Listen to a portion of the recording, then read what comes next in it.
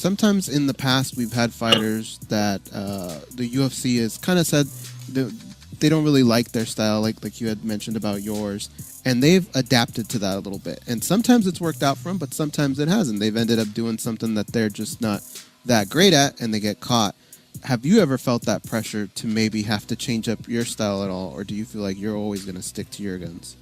No, I'm always gonna do what I do best. If the UFC doesn't like it or if the fans don't like it, I guess the only option is for them to release me, because I'm going to keep on doing what I have to do to win. I'm not going to risk brain injuries to put on a show for people I don't know. I feel like what happened to Max Holloway is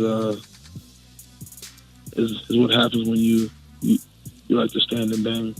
He had to pull out of UFC 226 due to concussion-like symptoms, and I feel like people don't want to address it. But I've had this discussion with my coaches, with my roommates, with other fighters. I think it's a direct result of all the wars he's had, all the heavy hits he's eaten.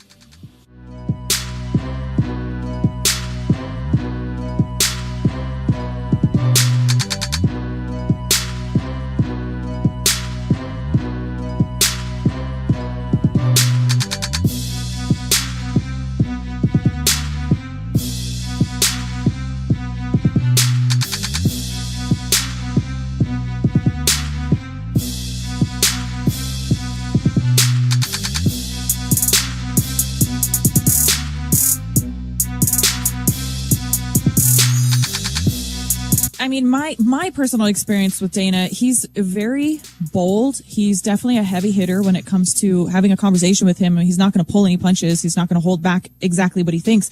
But I think that most of the time that Dana is pretty spot on as far as where the sport is, where it's headed, matchups, fighters that are selling or doing well. I mean, he's told me things that I didn't want to hear, that I didn't like, and has pissed me off before, for sure. But he has his opinion and he sticks to it.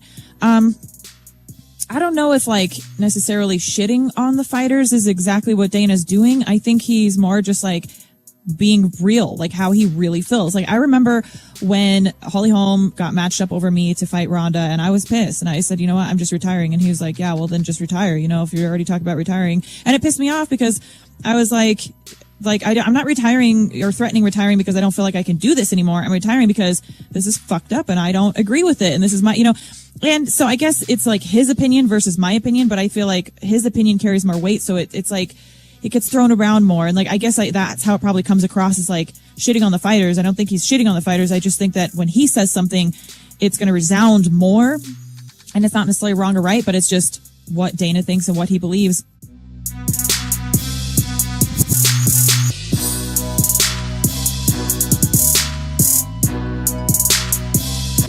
Kobe don't want to fight. Yeah, I mean, that interim champ, all you did was get paid a little more, and it just solidified the chance that you be next for the title. But they're giving you the shot now, and you say, nah, it's on my terms. I want to do what I want to do. Boy, if you don't sit down somewhere, they finna strip you, boy. Now you got to fight me. And you know you don't want to do that. So you better go ahead and fight Woodley. Maybe you get a little check, but now they going to make you fight me?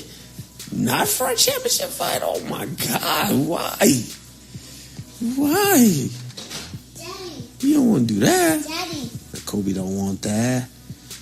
Would you challenge Woodley? I would like to, but I think I'm a fight away from him. But of course, I think I deserve the shot now. But Daddy. Rankings wise, I think they got me a fight away. So it doesn't matter. I can fight him now, or I can wait for that fight.